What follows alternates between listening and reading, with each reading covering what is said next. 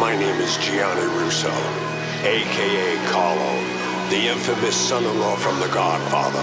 I'm now known as the Hollywood Godfather, and this is my story. Before all of the wins in my portfolio, I was a little boy diagnosed with polio. Experimenting with cures, I tried every one. Felt everything in my right, but my left was numb. Walking with a limp, like will I ever run?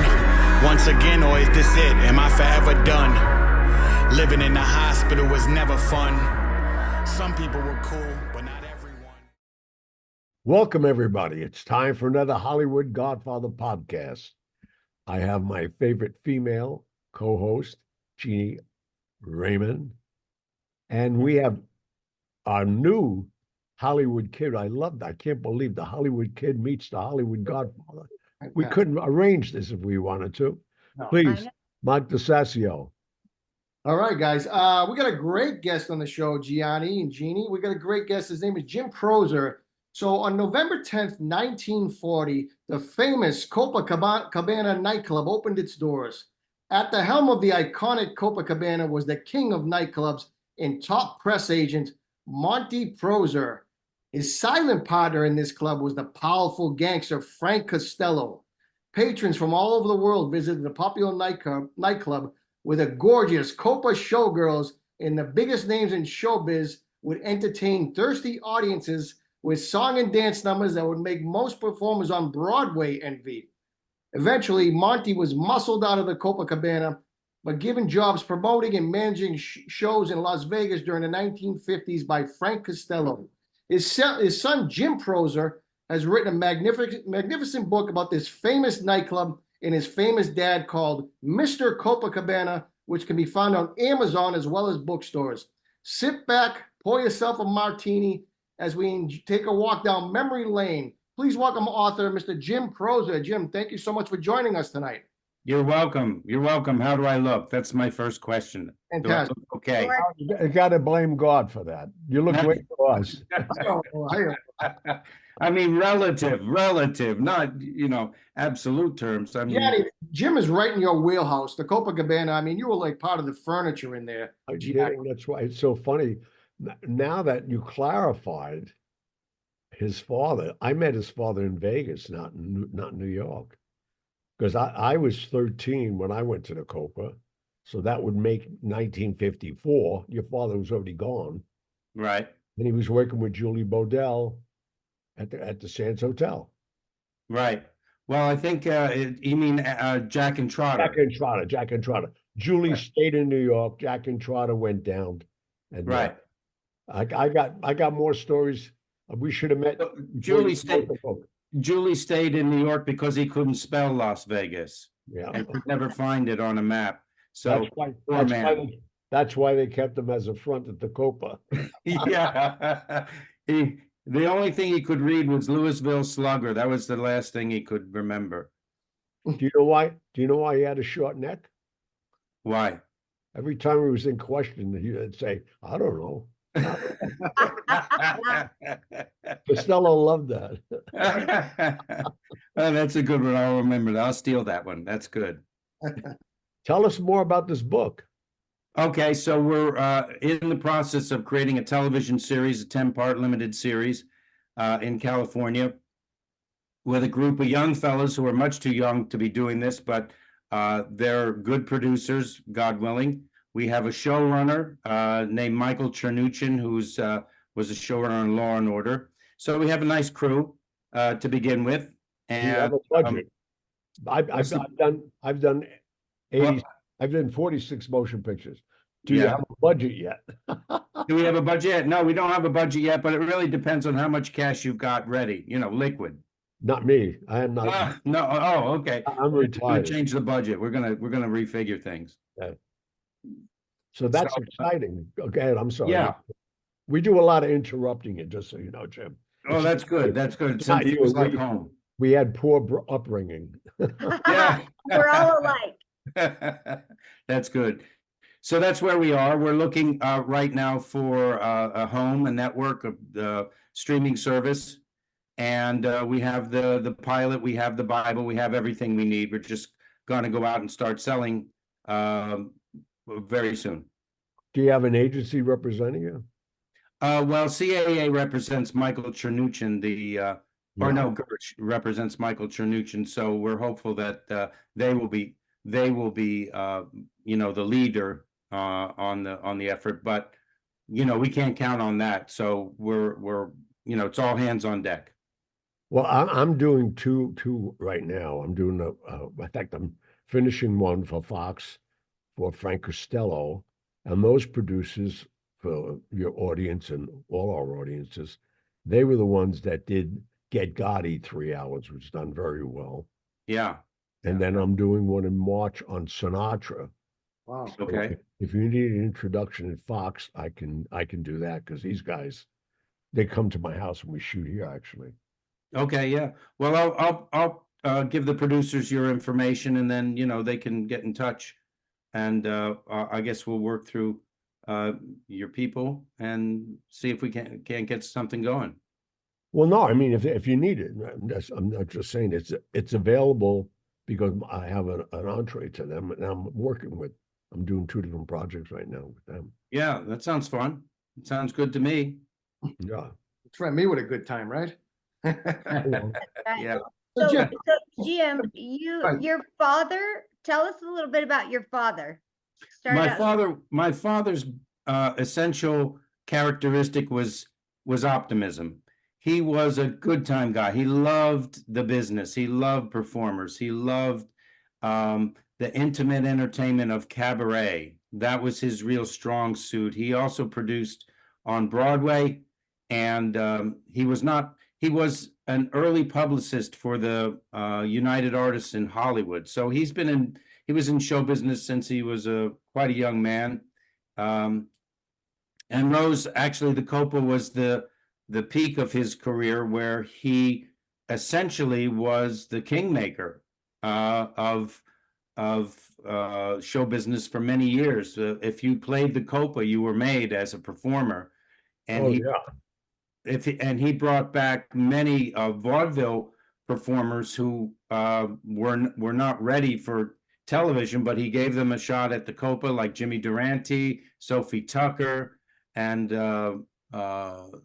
Sammy Davis Jr., who was part of the Will Maston trio. A lot of people who were marginal, he discovered them or rediscovered them and brought them back to prominence. And then the studios and the television producers came on and found essentially the Copa was the well from which Hollywood drew their talent. yeah, And New York was the master of it. I'm sorry? That was it. 460th Street between Park and Lex. Yeah, 10 East 60. Well, they changed the doorway. Don't tell me. I know this. I know better than you, Okay. pal. I'm They sure changed the doorway. When, It's a fascinating. You were in the back way, no, John. no, they moved it. They moved it down 2 doors. Seriously, that was true. They did. Yeah, okay, all right. No, All it's- right. Jim, the book is fascinating. I read the book. Your dad, talk about the night. There was an incident with studio chief Harry Cohen one night at the Copa. Right. Well, Harry Cohn was lusting after the showgirls, and my father didn't tolerate that kind of thing, because the idea of the Copa showgirls was not titillation, to coin a phrase, but it was really the girl next door, an elegant beauty, a very not a temptress, but a sweetheart, as wholesome. Yes, and so he didn't tolerate. Even Harry Cohn was next to Frank Costello, one of the most powerful men in the world at that time, and he threw him out. He threw Harry Cohn out because he was making comments and making advances towards the showgirls. well, that's great. He's an honorable guy. Yeah, he was an honorable He guy. was way ahead of his time, because I don't think of Vegas and showgirls as well. I'm not saying they're not wholesome, but to think that they're not, they have a Promiscuous. sex appeal, Yeah. So Well, would be very- later on in Vegas, most people don't know, like the Folies Bergère, Lido di Paris, they all had what they called, they gave the compliment, the Copa line. They all wanted a Yeah. Copa line because Yeah. people expected that to open the show. And Yeah. it was, it was like misconstrued by a lot of guys in Vegas thinking, these Yeah. guys were available. Yeah, my father saw them as a work of art, a living work of art, rather than a something to satisfy, the baser instincts of the guys. He didn't run a he called himself a saloon keeper. He was very humble in that way, but he didn't really run a saloon. In fact, opening night at the Copa, they had a solo ballet dancer, which no one had ever imagined in a nightclub. But he opened the Copa with a solo ballet dancer, and that's the type of guy he was. That's who he was, and that's why, in a large part, people loved him. Jim, Well, talk. I knew Costello would love him because Costello had those values. Yeah, Costello and my father got along great, even though they were on opposite sides of the law. They like booze and gambling, and they like nightlife. And Costello didn't go for the rougher parts of the business of his associates, like women and drugs and that kind of thing. He stayed away from that, and he discouraged it in his partners. Maybe you can correct me a little bit there. You knew him better than I did, John. No, I mean, his values that he basically injected with me until the day he died. I was with him until 73, the last 16 years of his life, every day. And unless when I was traveling, as your father was involved during that time in the late 50s, 60s, when they were trying to promote JFK, the senator, to become president. Right. And that was all done by Joe Kennedy. So I was traveling the world at that time, well, the United States, then later on the world. But so I actually met your dad, but I didn't meet him in New York. I met him at the Sands Hotel. Well, we'll definitely do a little cameo interview of you for the series. We have Peter Marshall, who worked for my father as a singer. Peter Marshall from the Hollywood Squares. Yeah. Yeah. He worked for my father in Las Vegas as a singer, and had very fond things to say of my father. But we need people like yourself who actually met Monty and knew him a little bit to give a comment. So you could be a consultant and a little cameo appearance. So you better get it going fast because there's only a few of us left alive. I know. Tell me about it. Yeah. Gianni, I love that we never breach a subject that you don't know someone. And we just happen. personally. It's a coincidence that everything we talk about, at that time, that's what it was. And I always explain to people, I started at 13, not 21 or 22. Right. So I had a 10-year jump on it. So basically, I'm in my 90s, knowledge-wise for that era. Right. You know all those people that are past.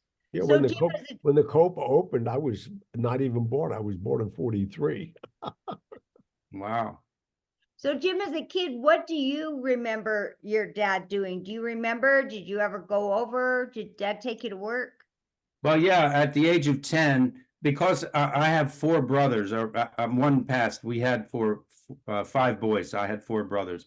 I was the only one that came out looking like my mother. My mother, who is Jane Ball, is a very peaches and cream, young Irish Catholic beauty who was a dancer at the Copa, and my father met her. And my father was a Semitic Jewish man.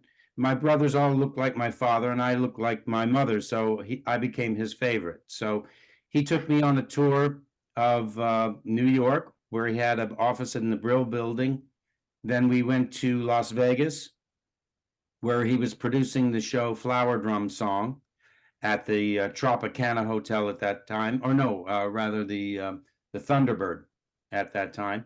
And then he took me to Los Angeles, where I met a whole bevy of his friends and famous people and actors, none of whom I knew or recognized, but it was a wonderful trip. And so to that extent, yes. And he would always get phone calls at home. One time, Howard Hughes called the house, and a friend of mine who was looking after my father said, Monty doesn't want to be disturbed right now. and That's he hung up on him. He hung up on Howard Hughes.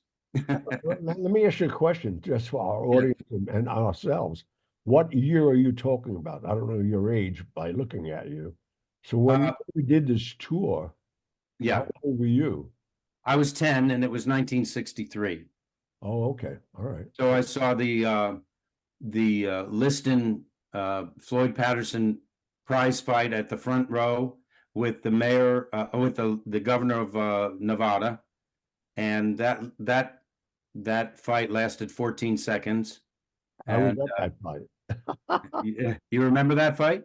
Yeah, doc, I'll tell you who the doctor was. Elias Ghanem was the ring MD at the time. Yeah, and it was Floyd Patterson came out and threw one punch and missed him by a good 4 or 5 inches, and Sonny fell down, and Yeah, that fight yeah. was over. So Sonny ended up, as we say in the desert, many years later, and he was not a happy story for Sonny. No. I remember him training at the hotel, and I was very, very impressed with his training routine, where he would lay flat on the stage while his manager would raise a medicine ball, which is about a 40-pound leather ball, over his head and throw it down on his stomach at his full, and he's a muscular man, at full force, and Sonny would just lift it off his stomach, give it back to him. They did this 10 or 15 times till his manager was worn out. I thought that was impressive. Oh, yeah. That Yeah. was to protect them against kidney shots. Yeah. That's what that was about, seriously. I Yeah, watched, yeah. I watched a lot of boxers train, fortunately. Yeah. So it was a fun childhood. My father came home. We were raised in Bucks County, Pennsylvania.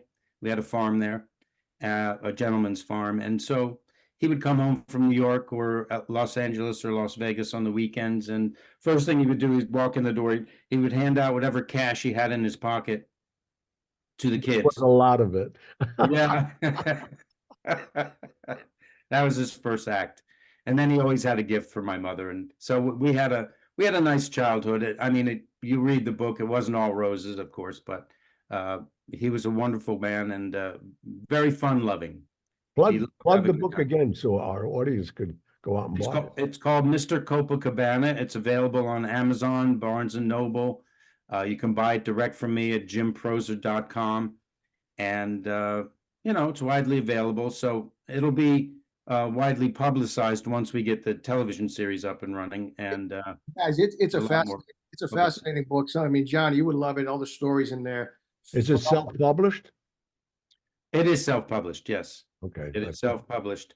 And but I've done, I built my career as a writer. I have 6 books now, starting with a self-published book that was picked up by a major publisher. So I'm assuming this will follow suit once there's a television series behind it. A major publisher will pick it up. Great. We wish you luck. Well, we can help you. We have a vast audience of readers, fortunately. Well, Oh, great. Yeah. The Hollywood Godfather basically is the title of our best-selling book still for 5 years. Nice. So we have a good reading audience.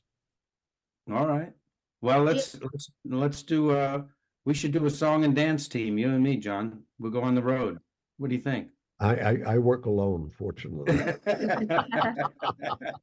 was gonna say, And if Mike if I wanted a bond, it would be a girl. Good choice. Good choice. that was leaving Happy me in and this you, Mike, business. to be the backup dancers there. So Yeah. You could have been with the Copa girls. But, There you go. There you go.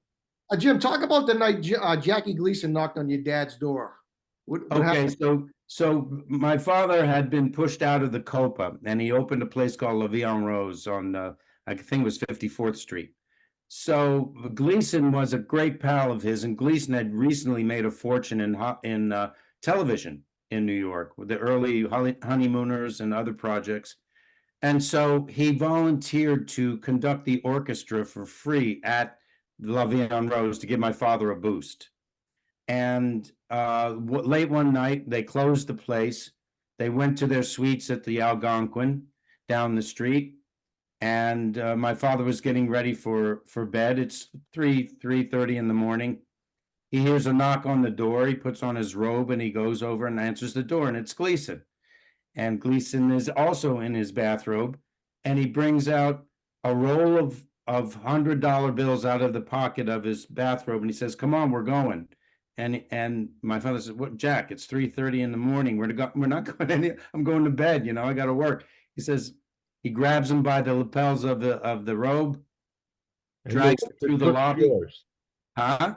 And they went to Toots Shores around the corner.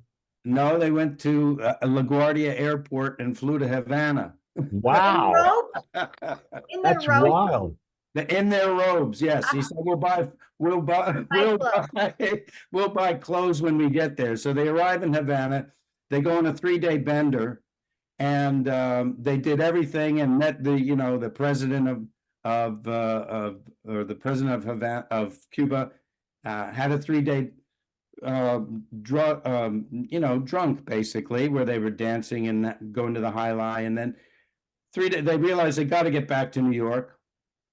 That my father finds Jackie Gleason asleep, face down, naked on the porch with a sunburn on his butt because he fell asleep outside. He drags him, Gleason, up. They get back on the plane.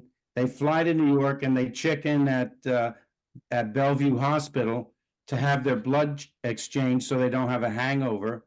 They get oxygen. They have their blood changed. They call in a manicurist and a barber to take care of them in the hospital, and then they call for their clothes to be sent from the Algonquin, and they're back on the street looking fine.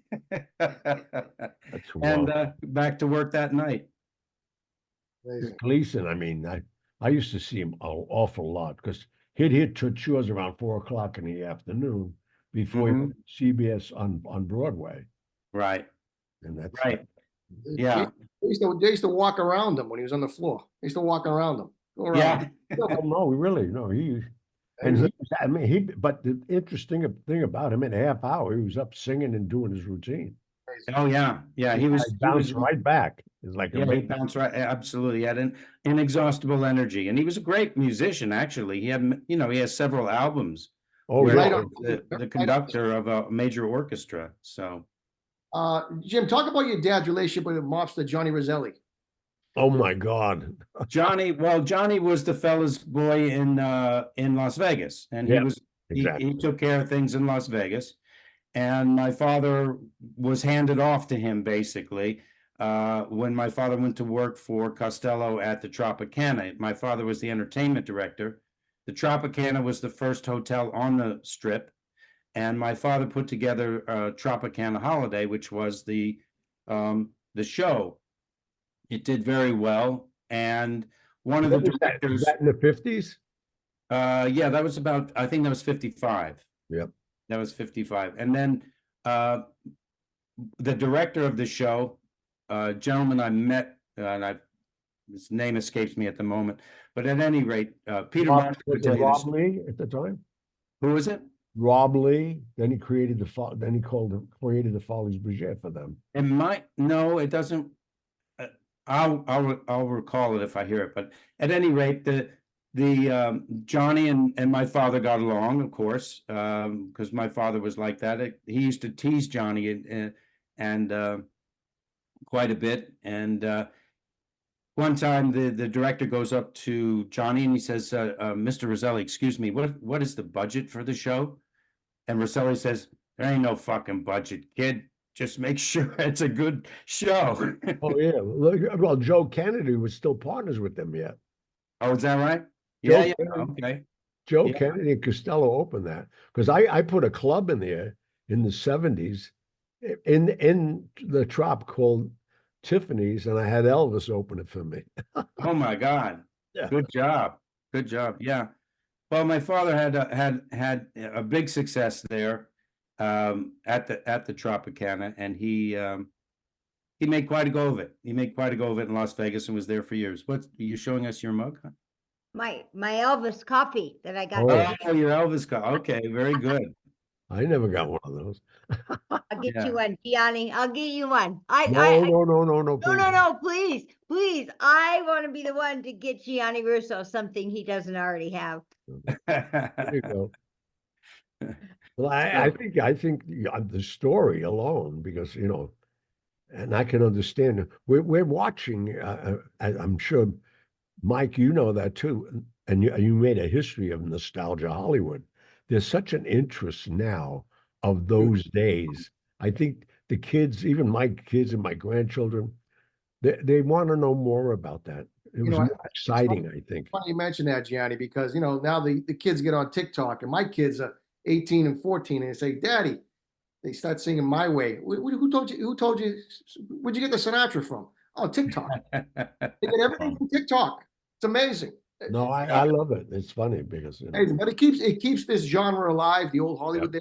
Like I tell Gianni all the time, Jeannie, everything was my opinion. The scandals were better. You know what I mean? Yeah. They were just Yeah, more yeah. sexier. You know what I mean? Yeah, well, people want style, they want class, they want, it's every other generation. It's not our parents, but our grandparents that we generally model ourselves on. Yeah. We all think back to a time when life was simpler, life was safer, life was more fun, life was more predictable than it is now. So Oh my I God. think that's what's happening. Unfortunately. And why don't you share with our audience how Roselli met his demise? Well, Johnny in the Can, they called it. Johnny was actually the lead vessel, I guess he could call him the leader of the Bay of Pigs invasion. He was assigned a fast boat that was going to be the commander's vessel, really, to lead the invasion onto the beach of the Bay of Pigs until Kennedy pulled the air cover. President Kennedy pulled the air cover. Well, that was his brother Bobby did, and he got the Yeah, boat. Bobby did, and then they got wiped out. All of Yeah. the liberation forces, shall we say, including Johnny, and Johnny went into the water. He was very nearly killed. 2,300 people. Was that How what? many? 2,300 men died that week. Yeah, Johnny was very nearly one of them. So Carlos Marcello, who was largely coordinating that force, never forgave the Kennedys for that. And so when the time came for an investigation into the Bay of Pigs, Johnny had to go. And unfortunately, he ended up in a oil drum in the Bay of Biscay and off of the coast of Florida.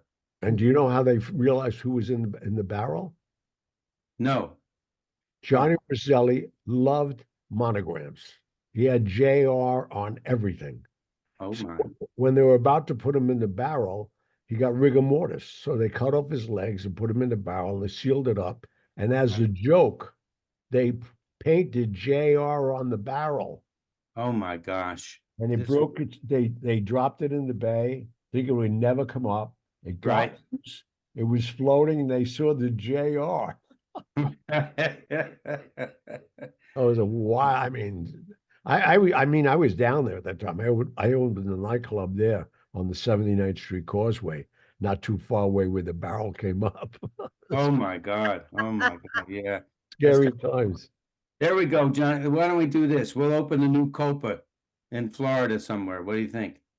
I don't want to open a refrigerator, not alone a club. At 81 years old, forget about it. Hey, all right. I You're think a it's tough time cookie, for John.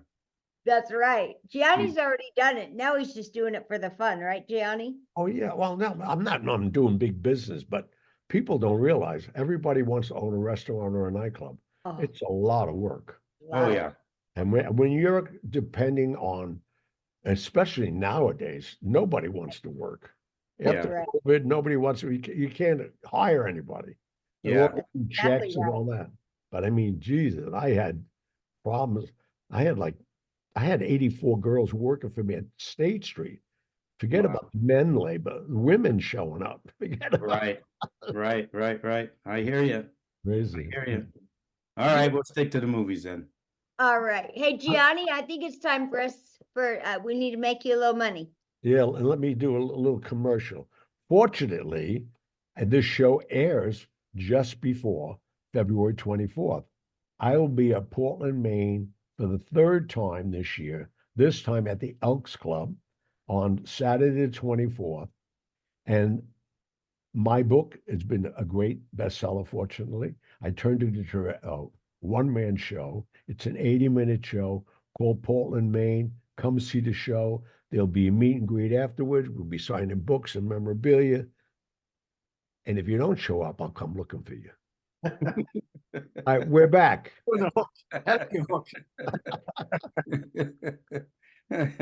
Jim, what was your relationship with Frank Sinatra? Me? I mean, your dad. Yeah. My father, Frank Sinatra called my father the genius, and my father was very fond. They were very fond of each other. In fact, they were very instrumental, both of them, in the civil rights movement before it was called the civil rights movement. Yeah. And they took a stand against the mob's, the mob's racism in they wouldn't allow it. And my father and Frank took a powder, and he said, no, I'm not playing the Copa till my friends can come in and play. And he went over to the Riviera in New Jersey, and he got a message that that's not going to be tolerated. You need to show up or things are going to happen not in your favor. So they made a stand early. And then my father, there's a picture, if you go to my website, jimproser.com, of my father welcoming Nat King Cole with Frank Sinatra. And he signed the first contract for a black entertainer to headline at a major downtown or white nightclub. So he's really an unsung hero of the civil rights movement, as was Frank Sinatra. And they got along great. They were, my father called Frank a stand-up guy, which he was. No, he wasn't. And he took a lot of chances, and he helped a lot of people, and including Sammy Davis, and the list goes on and on. But my father was right there with him. And well, what you're talking about with Sammy, when they were working when they were about to work the Copa at the Sands, Sammy had to stay downtown. They wouldn't let the black in the hotel. That's right. She said, we're not going on. It went on until Lena Horne made her stand and broke the color barriers. He said she was headlining and they couldn't afford for her not to go on. So she said, my friends can come, or I'm not coming. I'm not showing up. And she made it happen. Yeah. Well, I attribute it more to Sinatra. He had a bigger voice than Lena Horne at that time, because he was doing it throughout the United States, not just in one nightclub or one showroom. Right. Yeah, it was definitely an effort of a lot of people, but Frank led the way with my father and other people who were. He had the juice. One. Yeah. Yeah, we talked the last show, Gianni, about Sammy Davis. There was an incident, Jim, at when Sammy was performing one night, and there was a big brawl.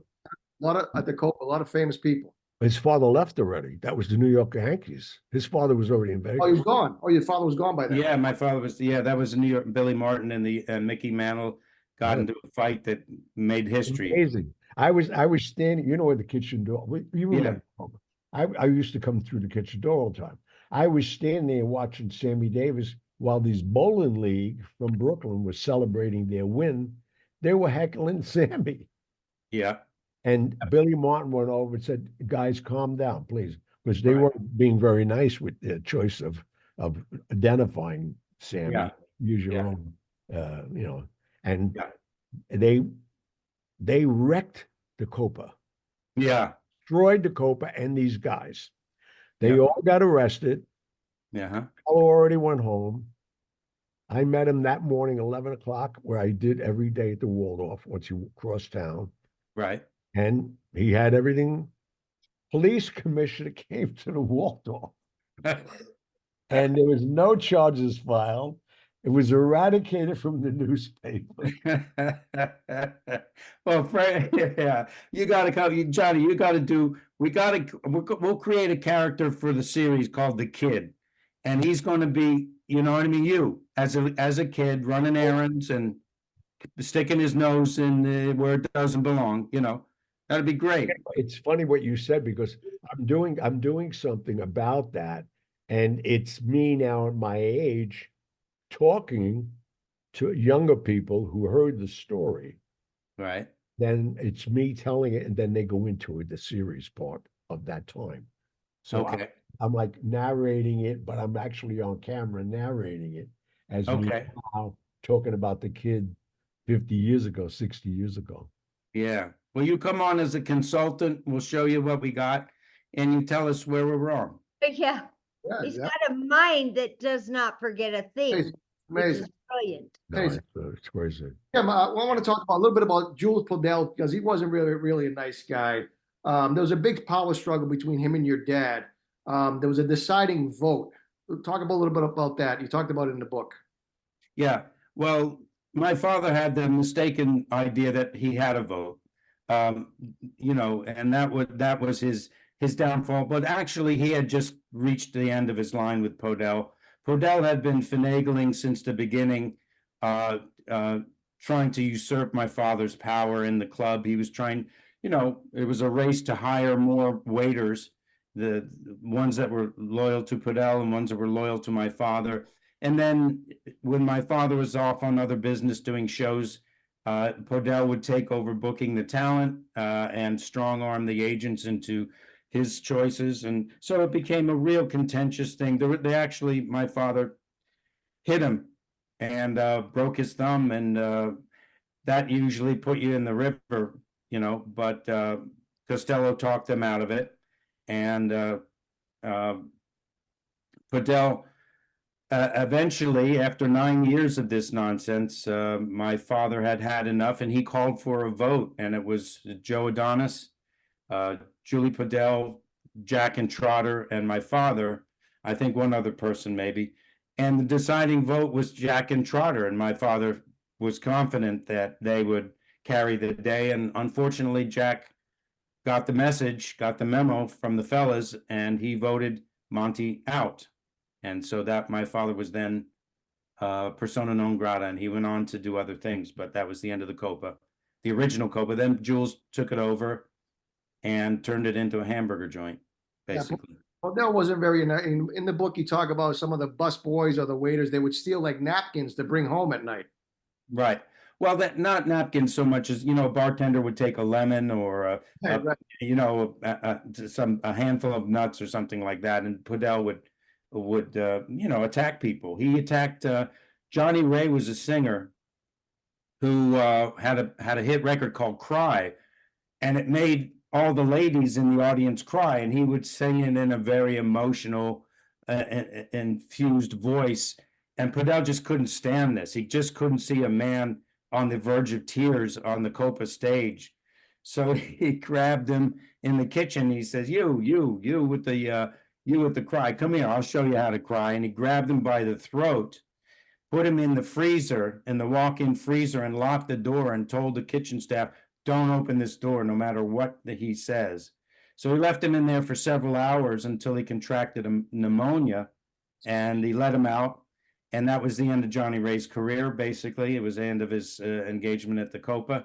And that was how Jules Podell dealt with people he didn't like. Amazing. Yeah, he was a leg breaker. He's a starker, as they say. You talk about the Copa stage. Talk about Martin and Lewis in their prime on the stage. Well, he discovered them at Skinny D'Amato's 500 Club, where they started out, right? That was an accident. I don't know if you've right. That. Yes. Right. The act didn't show up, and they were two separate acts. Yep, that's right. They needed a partner. 500 Club. Yep. Yeah, Martin needed a partner, and I think they found this goofy kid. Yeah, he knows everything. It's unbelievable. Yeah. So my father saw him, he loved him, like everybody who saw him, the kid that was, always cutting up and making fun of Dean. And they brought him into the Copa, and they were a smash hit, and that started their career like so many. And I worked for Jerry Lewis later on the telethon. I was his personal assistant. And then you found out how this was the rat. He could do a show on Jerry Lewis. Go ahead. Yeah. Not a good one either. No, and he We're he gonna have a always- double episode going here, because this is gonna get good. and he was very complimentary of my father as well. He always said he was a great man, and you know, I was thankful to him. But yeah, Jerry was a difficult man to help. You know, if you're working with him, he was, you know, he's a very difficult person to work with. And But you're being very kind about saying it that way. thank you very much, John. I do my best. I do my best. How long did you say you were his personal assistant? Yeah, just once a year for the telethon. I would fly out from New York and stay at the Sahara at that time. Right. And we did the show. I was there 20 feet away when Martin was for Reunion reunion. with Sinatra. Yeah. Yeah, and I was there too. Yeah, were you? Oh, Yeah. that's great. I was there when Fine. I was there when Lewis leaned over to Sinatra, who brought out Martin for him, and he said he said under his breath to Sinatra, "You son of a bitch," you know. Well, because you know Jerry could never go against Sinatra. I forget about All that. right, yeah, no, Sinatra's the only one that could have done it. Right. Jerry, And Dean wanted to make up with him. yeah, I know. Dean was a nice guy. Jerry was just a little crazy, unfortunately.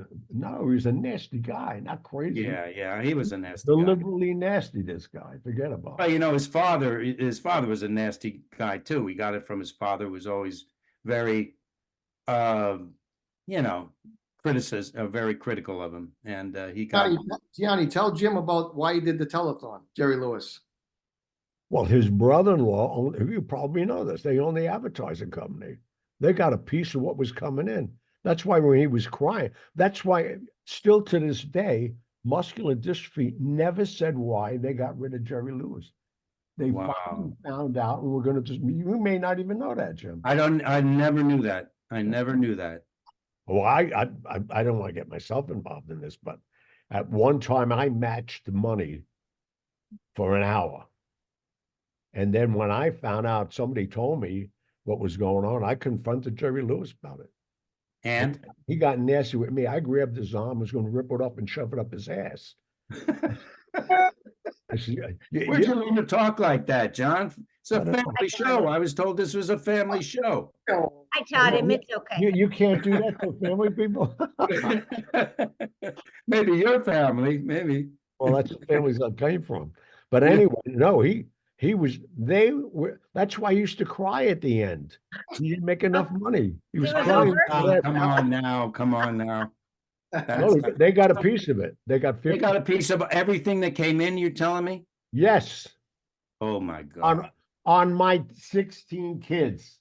Oh my God. They found out. You ruined it for me, John. I always thought this was the one nice thing he did for the world. Yeah, okay. He's never done anything nice. Ask his kids. What a shame. What a shame. Because I defended him. There was a producer that came to me when, 20, 30 years ago. He said, you're behind the scenes at the telethon. Give me all the nasty stuff on Jerry. And I said, no, I have nothing bad to say about him. Well, that's nice. You had a good experience with him. One of the few people. That's very nice. Yeah. I was a kid. What did I know? I got coffee. But how bad could it get? Oh no, and he was Jerry Lewis. I mean, right. Guy, big movies. He was a genius. He was a genius. Was it to the end, to his last telethon? I'm sorry, Jeannie. What? Were you his personal assistant until the very end? No. I stopped going, volunteering for the telethon.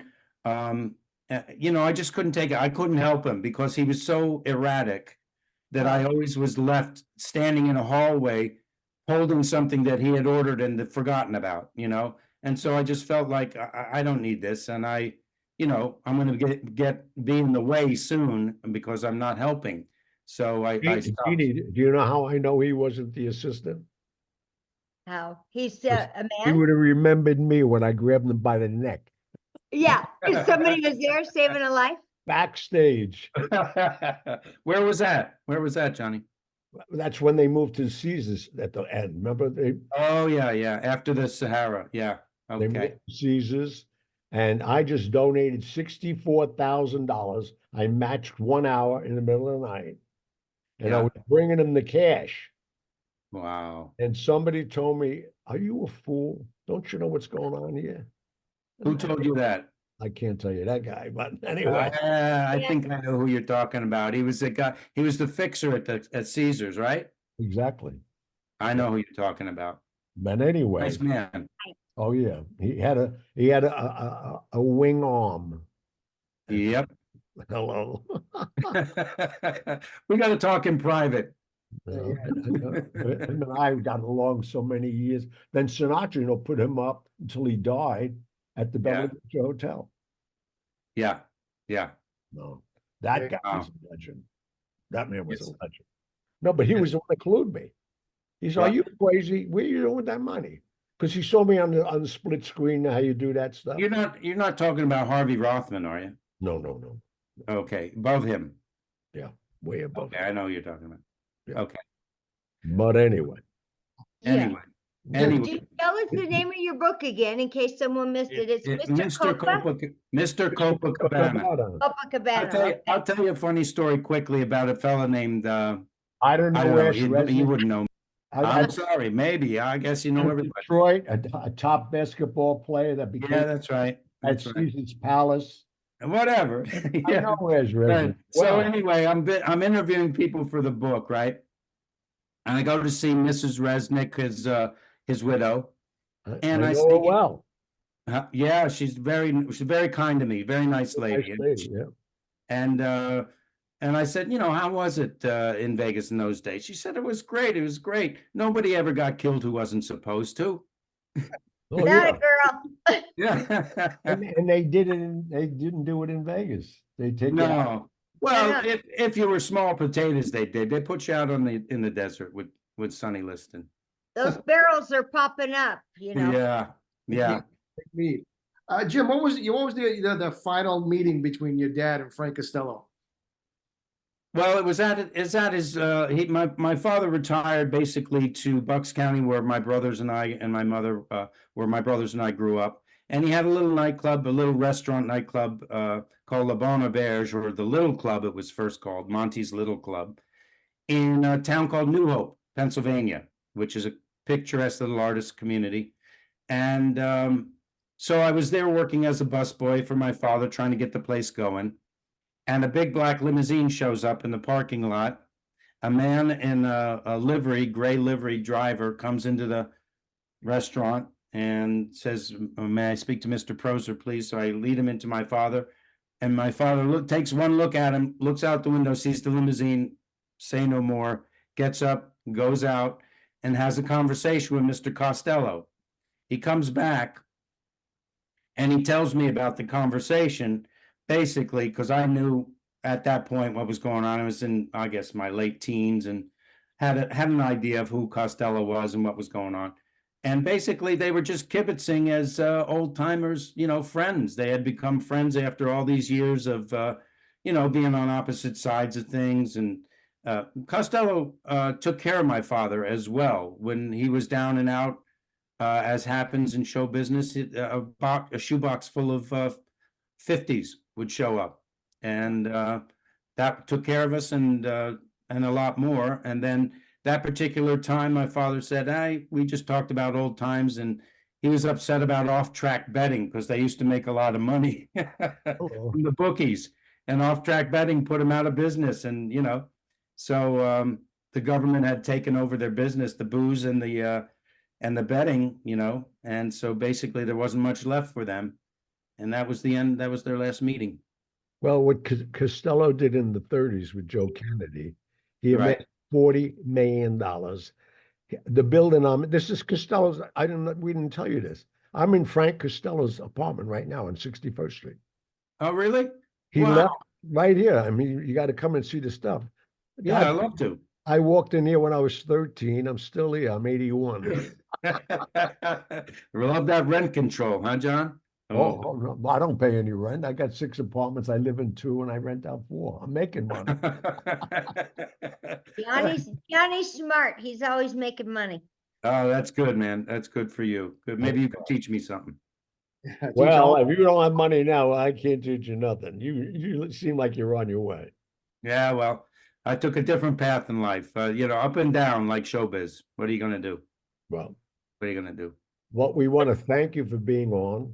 I All think right. we should have you back, like you said, just to talk, because you and I can go forget about it. Just with Ash Resnick, forget about it. I mean, And what are we gonna do for all the people we can't talk about, John?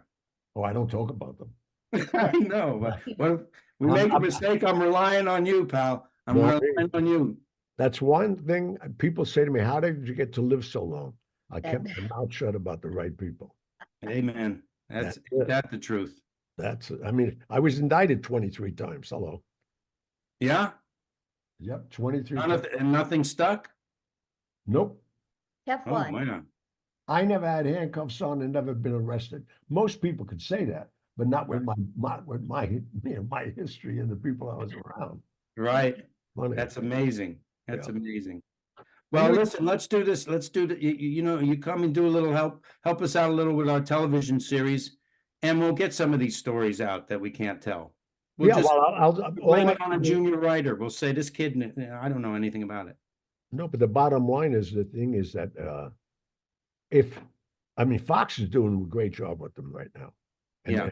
documentaries and these limited series is where to go. All I could do, what I know they like is this genre. Okay. This genre sells. So All right. Well, I'm going to contact you through Mike. I've got Mike's contact information. I knew you guys hit it off. I knew that right off the bat. I knew it. Yeah. We got to thank you for Jim being on the show. Yeah. And bringing us down memory lane.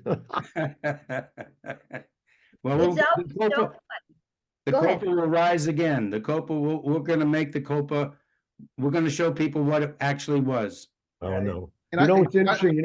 You know what's in the Copa now? When I go there, just because it was the Copa, it's called Avra, A-V-R-A. It's a Greek restaurant. Right. The configuration of the building is exactly the same. Right. When I get there, I sit in the same booth. I wasn't allowed to sit at the time. It was Costello's booth. He had a bathroom put on the back, so you just walked there. Didn't have to go downstairs. And I just go there and reminisce, man. It's like, All right. Well, it's a all great. right. We'll have lunch on you, John. You're making so much money. It'd be my pleasure. Hang on. All right. There's a ton of, just for our listening audience out there and our viewing audience, there's so many stories like this in the book, guys. So run out and get it. It's called Mr. Copacabana. Get it on Amazon, jimproser.com. Fascinating book, guys, from top to bottom. I didn't put it down, Jim. So you should Thank be you. very proud of yourself. Great book, and we'll see you on here again. Yeah, thank you. Thank you, guys. Jeannie, nice to meet you. I appreciate Very your nice to meet you. I'll be looking for that book right away, and my mother's an avid reader, so I'll be getting one for her as well. All right. Well, send it to me. I'll sign it for her if you like. And, I it'll would be, love that. yeah, no problem at all. Your And- address from For Mike. Mike. Yeah. You send it to me. All right. Well, thank you so much Thank to you, our Jim. audience, to the lady, Jeannie. Thank you. Mike, Good night, thank you. everyone. Thank you so much. Yeah. We'll all see you next week. You Remember, betcha. we drop Tell a your new family, tell your show every Wednesday. Tell your family, tell your friends, tell your enemies every Wednesday. Everybody. Subscribe on YouTube. Subscribe. Tell you, we're trying to get this show really rolling right now. So we're having a lot of fun, and we got Gianni and Jeannie, and we're rolling. So thank you for coming on, Jim. All right. You're welcome. Thank you, guys. Thank you. Ciao. All right. Good Bye-bye. night.